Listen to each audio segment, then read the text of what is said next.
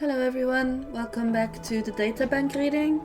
I'm sorry about last week, it just was a little bit difficult for me mentally to make videos and stuff like that. I did post in, I think it was the community tab, a picture of the dog, Diesel, and a short explanation of why I didn't release the video on that Tuesday. The next part of the Databank characters will be about the Harmony characters. I've got most of them maxed out. Of the ones that I have, like these are maxed out. I don't think Tingyo, Newkong, or Hanya are maxed out. But today we'll be talking about Bronya, Robin, and Sunday. So Bronya is the daughter of the leader of Jarelo 4, is the ice world that you go to. She looks a lot like her mother, except for, of course, the hairstyle, but yeah. Faction Belobog, and the character introduction is she is the heir apparent to the supreme guardian of Belobog. She possesses pride befitting of a princess, but also the determination and integrity of a soldier. The character details. Heir to the supreme guardian of Belobog, she is the young and capable commander of the Silvermane Guards. Bronya received a rigorous education from an early age and as such possesses the grace and affinity as expected of an heir. However, after witnessing the abysmal conditions in the underworld, seeds of doubt begin growing in the mind of Belobog's future leader. Can all the training I've received really help me lead the people to the lives they want? So, if you don't know the difference, the underworld and the overworld, I'll just call it like that, of Belobog are entirely different. The overworld is white, clean streets, heating everywhere. The underworld is literally people fighting one another to be able to get some money to be able to eat. One of the characters as well that I think we met before is a little girl / boy. It's really difficult to see what they are, or they don't really specify it. I think it's a girl. Her father sells his mining equipment to buy her a toy.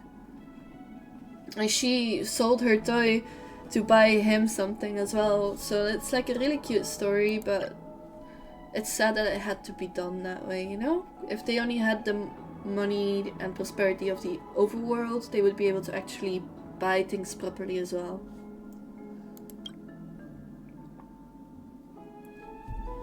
Character story part 1. She learned to hide her thoughts from an early age. Every day, she'd walk the same paths with the other kids, play the same games, and gossip about the same hobbies, but she never felt taken over by the trivial and bland nature of life. She'd sit on a grey stone bench every time she was alone, looking up at the sky and imagining a perfect and complete sky unobstructed by that flat disk. She could see the laborers dripping with sweat as they toil, the pressure of survival crushing their passion for life. Seeing the tired but earnest look in their eyes, she slipped into a quagmire of confusion. Is life really destined to be like this? Just as the vastness of the sky was dissected by that monstrous steel disk, perhaps the freedom she yearned for was also destined to be incomplete. She struggled to break free from this quagmire, silently recording the ideals that she'd come to implement in her life on that dusty stone road. Make the world a better place. Character story part 2. Sitting on her mother's lap, cold arms wrapped around her neck, she felt an indescribable sense of security. Her mother's voice was gentle and deep as she told the girl an ancient folk tale, the ending of which is hardly satisfying, but nevertheless the girl enjoyed it very much. Her mother knew what she liked, and those fairy tales with happy endings would just leave her feeling bored and arise far too many questions. Telling stories with bad endings is an excellent way to lure the girl into falling asleep at night. Mother, why can't Lord Grey live a happy life like Catherine? Do you want him to be happy, Bronya? Lord Grey is a kind man. Kind people deserve to live a happy life. The conversation stopped there, but she remembered her mother's gentle smile. Years later, when she recalled that warm afternoon at Schliphoff Fort, she felt that her mother's smile might have hidden a sliver of regret. Not every little girl likes hearing stories with a bad ending, though. I'm going to be honest, from the age of like 12, 13, 14, I was reading these really thick books written by Bernard Hennen, Marcus Heitz, series called The Elves or The Dwarves, for example. I was really into like the high fantasy, and those stories have a lot of dark things in it. So honestly, I don't have any right to speak about, stories with a bad ending. Character story part 3. From the moment she donned her Silvermane guard armor, she was already prepared, but the first funeral she ever attended was still far more heavy than she could ever have imagined. It was her first time leading a campaign in the Northern Ruins. The Silvermane guards and Fragmentum monsters engaged in brutal combat. She led a crack squad of about a dozen soldiers deep behind enemy lines, fighting bravely until they ran out of ammo and food. As they made their way to the evac point, the terrifying Fragmentum creatures ambushed her, but the fatal attack was blocked by a brave private at the cost of his life. She didn't even have the time to see the face of her savior. The prolonged wail of the funeral horn rang out. The young captain saw her grief and came to her side. The coffin's empty. I couldn't even manage to bring him back to Belobog. Don't blame yourself, Miss Bronya. For you and the city, everyone here is willing to make the same sacrifice. I really wish I could swap places with him. Learning to bear these heavy burdens is the only way to become a true leader. Character story part 4. The woman paces back and forth in the room, and a door separates her from the throngs of people. She's already very familiar with giving this kind of speeches, but the anxiety of the wait never abated despite the refinement of her oratory skills. Thinking back on the promise she is about to make, and the words of consolation she'd crafted, she sinks into a childlike state of confusion and disbelief during these brief minutes. A sudden breeze stirs the stale air in the room, brushing through her long hair. She turns around to see a familiar figure walking toward her, with delicate, quiet steps like a kaleidoscope of butterflies fluttering through the lifeless hall. Overthinking things again? The woman looking like a butterfly asks, with a teasing smile on her face. She replies with an exasperated grin. Same as always, I'm nervous beforehand, but can play to my audience once on stage. Hey, don't screw this up. Those old fossils want to play politics and they're just waiting for an opportunity for you to slip up. Haha, then I'll have to ask you to keep an eye on them for me. Hey, looks like time's up. The dull sound of gears gnashing and turning echoes in the hall. She cast one last look back at the person beside her, who retreats into the shadows with a nod and a trusting smile.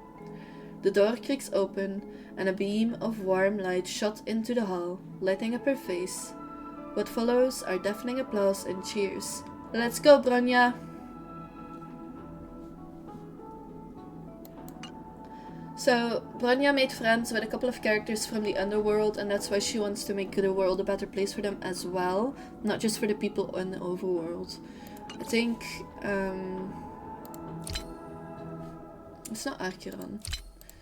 It's a girl with purple hair as well. I think we already met her. Seele.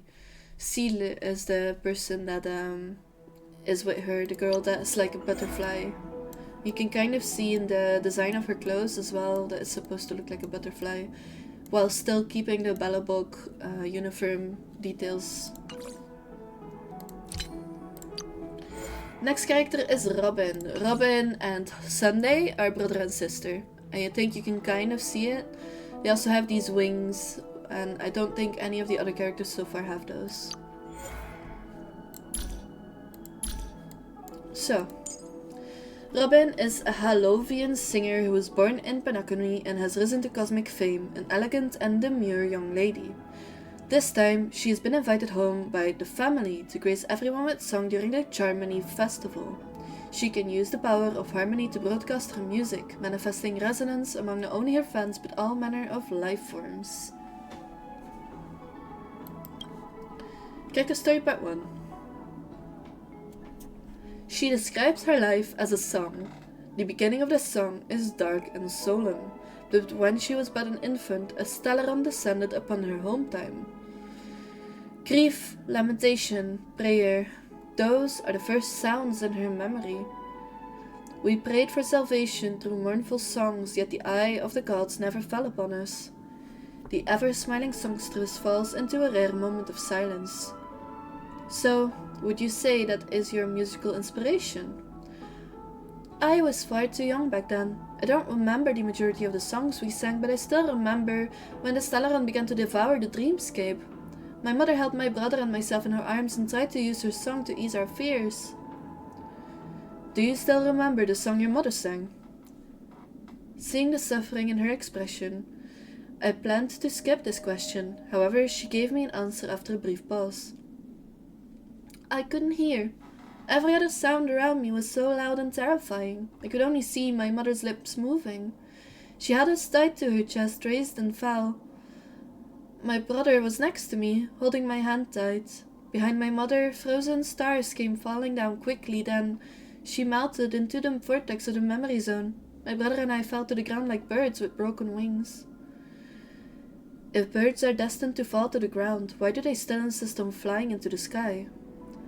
I did not reply. There was nothing I could say. This was not a question meant for me. What's more, the answer is already inside her heart. Excerpt from Birds and the Sky, exclusive interview with Robin. So as you can see, she and her brother lived in a dreamscape that was devoured by a Stellaron. Character Story Part 2. Fortunately, the sullen atmosphere did not last long. After we shared 2 cups of berry ice cream, she returned to her usual, lively self. After the Stellaron disaster, the family offered aid to the survivors. She and her brother received protection and the finest education. It was at this moment that she gradually began to display an exceptional talent for music. It's still the same taste as when I had it as a child. Back then, to preserve my voice, I could only eat ice cream secretly while my brother covered me, she said as she placed the cup back down with satisfaction. When a hobby becomes a job, it becomes a lot more difficult. I not only had to learn the science of singing, I had to learn instruments, composing, songwriting, etiquette. I thought about quitting many times, but with the help and encouragement of those around me, I managed to persevere. She spoke of the first song she ever wrote. There is a special notation on the album cover for this song that reads, "Dedicated to all those that have lost hope." The inspiration for the song came from the universe's planet of dreams, Penacony. A dream within a void. It is something that seems impossible. Dreams coming through in the wondrous memory zone. Back then, I held a naive hope that people who wandered lost and aimless like myself would be able to find a shelter, but... She let out a sigh and turned to look out of the window. The heavy rain painted the streets a dull grey as children wearing brightly colored raincoats frolicked and played. She turned her head and solemnly added, "But no matter how the world changes, my wishes will never change." Again, an excerpt from Birds in the Sky, exclusive interview with Robin. I think this is already in Penacony that it is taking place.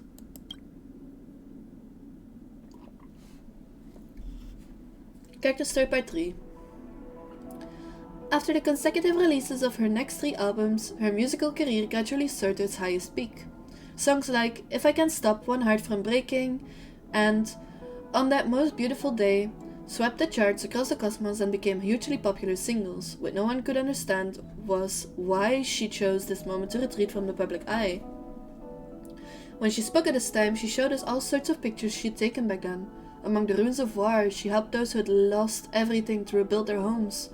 She built schools for children who had no chance to receive education. She went to unknown realms in search of songs that were about to fall into extinction. She locked her phone, sighed, and began to speak about why she made this decision. At that time, I became less and less clear on my reason for singing. In the face of true disaster, songs have no use at all. Do we sing to placate those in power, or to cover up suffering and give people false hope? As the final stop of this journey of hers, she returned to the site where the Halovians' homeland fell. The once miserable ruins had been covered with a fresh growth of green grass.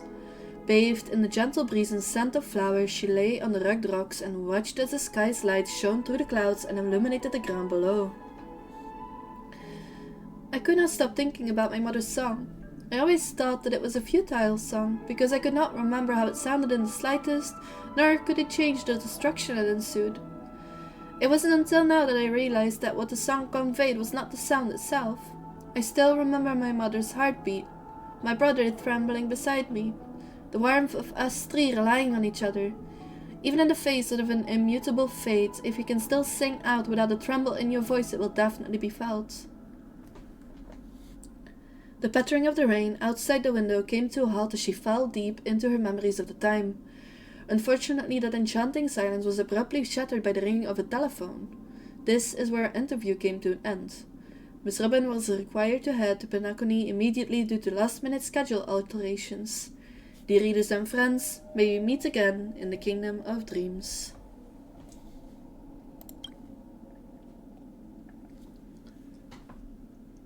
Character Story Part 4. A year later, we received an invitation to Penacony to continue our previous interview. She seemed much more exhausted in our second meeting. Even her voice had become far more hoarse. This time she adorned solemn family attire and seemed to behave with caution. However, she seemed as approachable as ever when we met. This time we also met her older brother, an elegant leader. This is the only dream world in all of the cosmos and the seat of the family. The family transformed a barren dreamscape into heaven and earth. Her brother took us through the detailed history of Penacony as she helped us acclimate to the world of dreams, kindly guiding us to try some dreamscape cuisine. We visited various scenic spots in the dreamland. Unfortunately, we were unable to carry out a detailed interview in such loud and crowded environments. Finally, we came to the Great Theatre. In the upcoming Charmony Festival, she will sing upon this marvelous stage and share her song of harmony with the entire universe. Just when I thought this interview was about to come to an end, she looked at the magnificent theatre and raised the question she had asked at the beginning of the interview. Do you remember the question that I asked you before? Why do birds fly towards the sky? After I returned to Penacony, I thought long and hard about it. She looked up into the dreamscape sky, and artificial light filled the deep evening sky. Perhaps birds are fated to fly, as it is their dream, their home, and their irrevocable right. She smiled off into the distance as she offered us an invitation. In the future, there will be a grand performance here. I will perform a song that fulfills me like none other before. I hope that people will join their hands and raise them up together through my song. Even inside the world of a dream, light will always find places to shine through. I don't know where it was she was looking, but it certainly wasn't the theater stage. So which performance could it be that she was talking about? The only thing we can be sure of is that even in the place of luxury and indulgence, she has not given up on her conviction in the strong defending the weak. This faith has been woven throughout her whole existence. Her bitter intro led to an exquisite chorus. Could it be that after the surging undercurrent of this interlude, what awaits us is the blooming of a glorious crescendo? Last excerpt from Birds in the Sky, exclusive interview with Robin. So, Robin seems to be a bit scared while working with the family, while her brother seems to be like, her older brother of course, seems to be like a bit more of a leader type. You meet both of them in the Penacony world. Sunday is a really good character when it comes to summoner characters, while I find that Robin is actually useful for a lot of teams because she does increase the damage output of these characters. Let's meet her brother though, Sunday. Character details. The dream of the Order has dissipated, yet there are still those who will not give up on their original intent. The traveler whose wings were clipped, whereto shall his footsteps lead? Character story part 1. Seems to be a letter to his sister. To my dearest sister, I've eaten all the desserts you left for me. I can't help it. The pudding tarts were so delicious that I couldn't resist eating 3 of them before music class. Unfortunately, the loud teacher, which word here, said my face sounded like a snarl and I sang like a duckling, so she sent me out for punishment, and guess what? I ended up eating a 4th tart outside the classroom. Fortunately, I've been practicing the piano diligently, and Mr. Big Guy always praises my talent. Now I can play a melody in its original form after hearing it just once. Just as awesome as you. When you come back next time, we can play together as a duet on the same piano and we can have another concert. You don't need to worry about our little bird. It's been flying a bit higher each day. With the lovely weather we've been having lately, I'm sure it will be able to take flight soon. This afternoon, while I was standing to Mom's grave, I spotted several birds looking like our bird. I know our little one will join them before long. How time flies! I've recently begun taking family lessons from the Brahms Melodia on the church. That means I'm gonna become a super awesome person in the future. Then we will surely transform the dreamscape into a super good place in the future. I've mailed some Soul Glad with innovative flavors together with this letter. Some of them are a bit unusual, but they're fun, and I really want you to give them a try. If you enjoy them, I'll be happy to send more. And if you come across any delicious pudding tarts, send them some on my way too. Don't overwork yourself. Support you always, your big brother. An old family letter hidden in the secret compartment of a suitcase. So, as you can see, he really does love his little sister. Character story part 2, another letter. To my dearest sister, I received the records you sent and played along with a few songs. They were wonderful. The record store in Penacony is now bustling with activity, and posters of your new album are adorned the streets everywhere. There are so many people complimenting you and asking if they can get your autograph. It's probably for the best that you're not coming back right now. Penacony has changed. Dream chasers are flocking in and the economy is booming like never before. However, the dreamscape has become much more chaotic than it used to be. I never would have imagined that the Bronze Melodia would face such significant changes. Entrepreneurs have imposed extremely unreasonable working hours to monopolize the industry, forcing workers in the dreamscape to work 12-hour shifts before they can take a break, only to receive meager paychecks in return. Speculative and high-risk industries are all over Penacony, where dream chasers arrive with lofty aspirations only to find themselves among the destitute. Recently, a stowaway approached me for help, explaining that he had spent everything he had just to stay on Penacony, only to be discovered by the Bloodhound family. He assured me that he would repay all his debts later, which is why I asked the Bloodhound family to show him some leniency. However, every time I consider how many others like him there are on Penacony, I can't help but wonder if everyone has the opportunity to make the right choices. If I've calculated correctly, you should be starting your next concert tour by the time this letter reaches you. You don't have to worry about Penacony. I know you are a kind person, but not everyone shares your heart. Always remember to take care of yourself. There for you always, Sunday. Another yellowed family letter stored in a record case. So this one was in a suitcase and this one in a record case. Character story part 3. To my dearest sister, I have received the Galactic Specialties. The Charmony Festival is approaching and I'm busy with the preparations, but I'll make sure to savor them when I find time.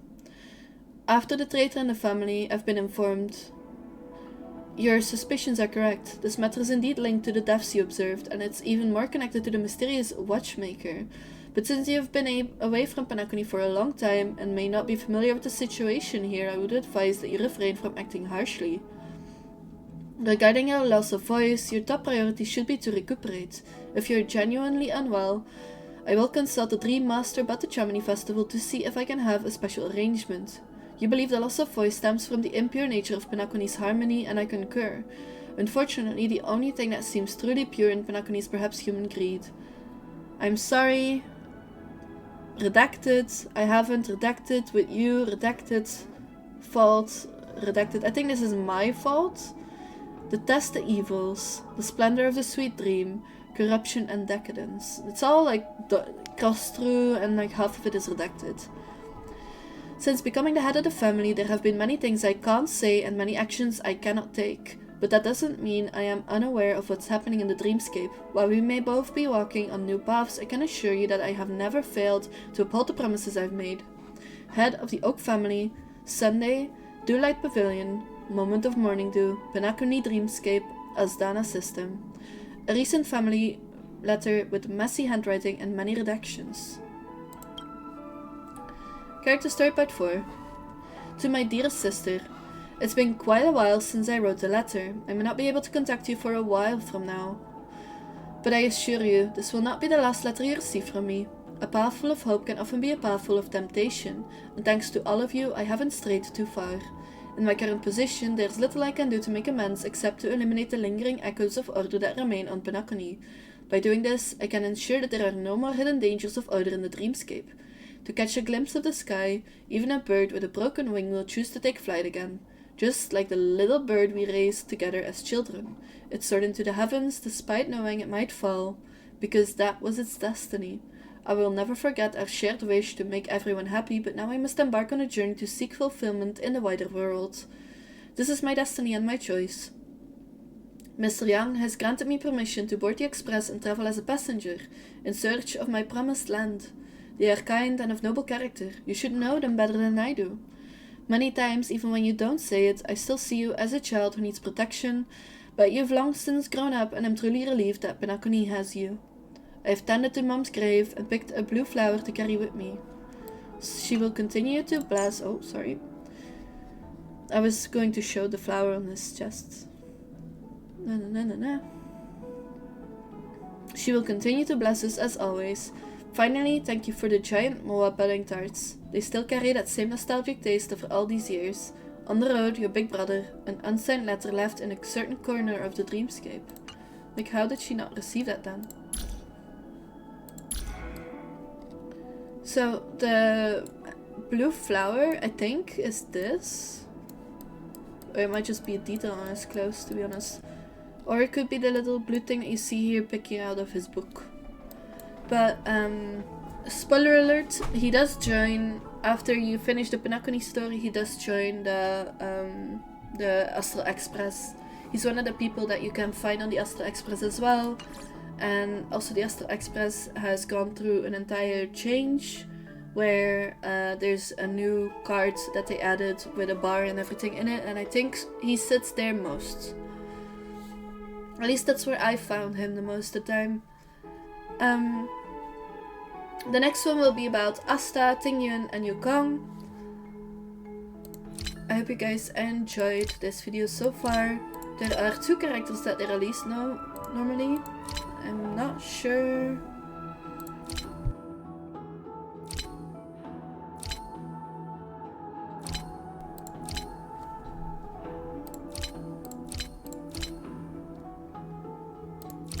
I know about Tribi, but I don't know where the other guy is.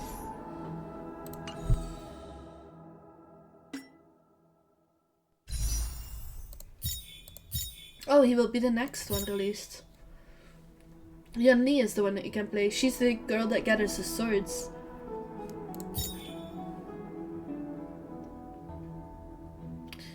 I honestly have not played enough to pull for these.